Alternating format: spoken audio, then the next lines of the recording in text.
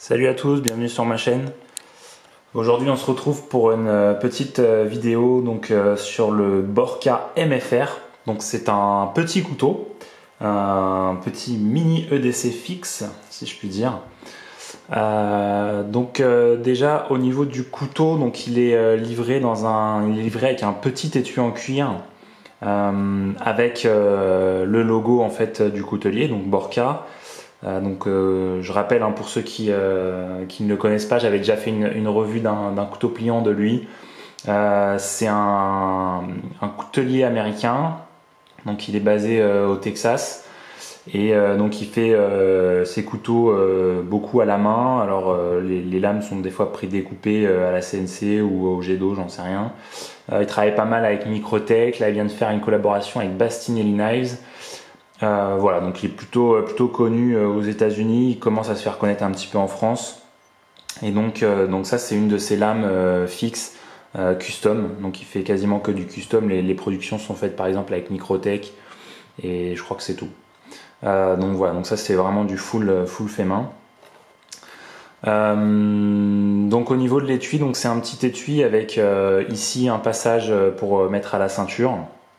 La rétention n'est pas exceptionnelle, le couteau, là ça va, mais c'est bon, voilà, c'est un petit étui. On peut le porter à la ceinture comme ça ou dans la poche. Moi j'aime bien le porter juste en fait comme ça dans la poche. Donc avec le petit logo, c'est assez sympa. Donc au niveau de la prise en main du couteau, c'est assez petit, mais il y a une bonne prise en main. Je trouve que ça paraît être très petit, mais c'est assez agréable de l'utiliser en EDC parce que ça suffit comme taille de tranchant pour venir couper, j'en sais rien, ce qu'on a besoin de couper au quotidien, c'est-à-dire des cartons éventuellement à bouffer, et puis voilà quoi. Donc il s'inspire en fait de son design de ses carambits, donc c'est les S-rambits. On peut pas passer le doigt dedans comme on a l'habitude de passer sur un carambit, mais voilà, on peut jouer un petit peu avec.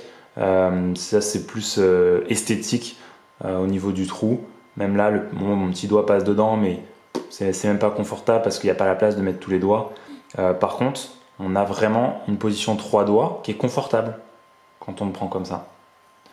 Donc voilà, puis on peut le prendre aussi en prise reverse.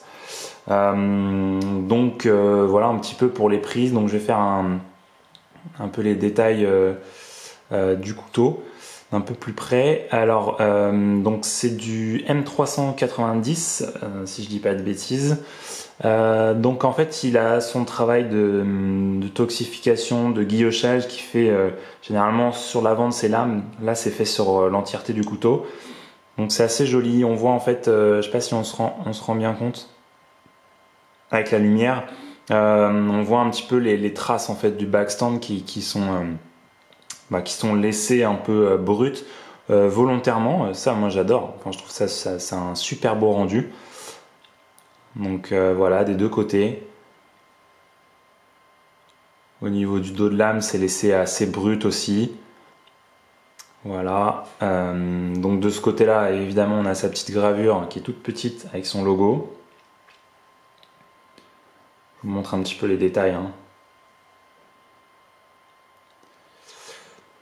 Donc voilà, et au niveau de la lame, je ne sais pas si on s'en rend bien compte, mais on a un travail de la lame qui est plutôt vertical, quoi. C'est pas un tiré en long, c'est plutôt vertical. Donc voilà, comme il a un peu l'habitude de faire aussi sur ses couteaux, il fait jamais de tirer en long. Donc c'est plutôt sympa.